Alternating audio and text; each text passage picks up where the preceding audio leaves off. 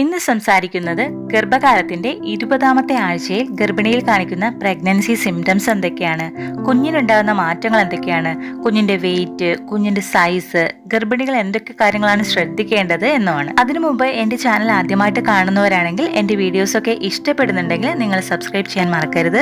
അപ്പോൾ നമുക്ക് വീഡിയോയിലേക്ക് കടക്കാം. ആദ്യം നമുക്ക് ഗർഭിണിയിൽ കാണിക്കുന്ന പ്രഗ്നൻസി സിംറ്റംസ് എന്തൊക്കെയാണെന്ന് നോക്കാം. ഗർഭിണിയിൽ മെയിനായിട്ട് ക്ഷീണം, ഉറക്കത്തിന്റെ പ്രോബ്ലംസ് ഒക്കെ കൂടുതലായിരിക്കും.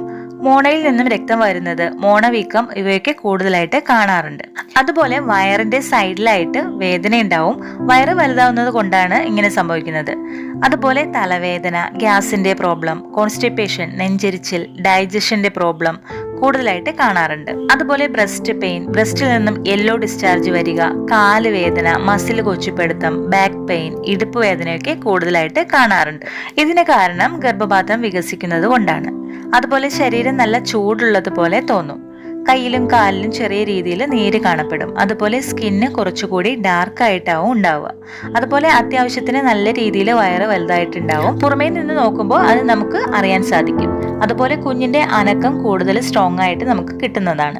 ഫസ്റ്റ് പ്രഗ്നൻസി ഒക്കെ ആണെങ്കിൽ ചെറുതായിട്ടായിരിക്കും കിട്ടുക, ചെറിയ രീതിയിലുള്ള തുടിപ്പായിട്ടൊക്കെ ആയിരിക്കും കിട്ടുക. അതുപോലെ വജൈനൽ ഡിസ്ചാർജ് കൂടുതലായിരിക്കും. ഡിസ്ചാർജിന് എന്തെങ്കിലും രീതിയിലുള്ള കളറോ സ്മെല്ലോ ഉണ്ടെങ്കിൽ നിങ്ങൾ ഡോക്ടേഴ്സിനോട് പറയാൻ മറക്കരുത്. ഇനി കുഞ്ഞിന്റെ വളർച്ച എങ്ങനെയാണ് നോക്കാം.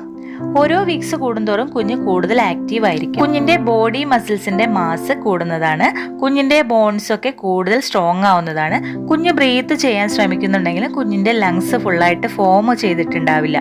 കുഞ്ഞിന്റെ സ്കിന്ന് വെർണിക്സ് കൊണ്ട് പൂർണ്ണമായിട്ടും കവർ ചെയ്തിട്ടുണ്ടാവും. ഇത് അമ്നിയോട്ടിക് ഫ്ലൂയിഡിൽ നിന്നും കുഞ്ഞിനെ പ്രൊട്ടക്ട് ചെയ്യാനായിട്ടും കുഞ്ഞിന്റെ ബോഡി ടെമ്പറേച്ചർ മെയിൻറ്റെയിൻ ചെയ്യാൻ വേണ്ടിയിട്ടുമാണ് സഹായിക്കുന്നത്. കുഞ്ഞിന്റെ ഹാർട്ട് ഓരോ തവണയും 120 മുതൽ 170 തവണ മിടിക്കുന്നുണ്ടാവും. 5ാം മാസത്തെ സ്കാനിങ്ങിൽ കുഞ്ഞ് ആണാണോ പെണ്ണാണോ എന്ന് അറിയാൻ സാധിക്കുന്നതാണ്.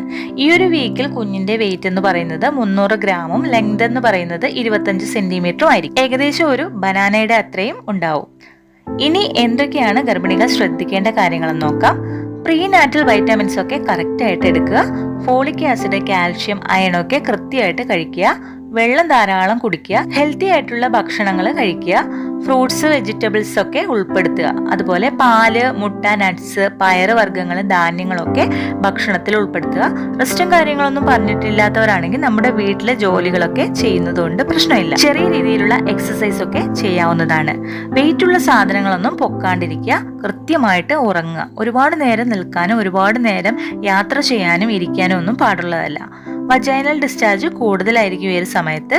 അതുകൊണ്ട് തന്നെ ധാരാളം വെള്ളം കുടിക്കുക. പുറത്തു നിന്നുള്ള ഭക്ഷണങ്ങളൊക്കെ മാക്സിമം ഒഴിവാക്കുക.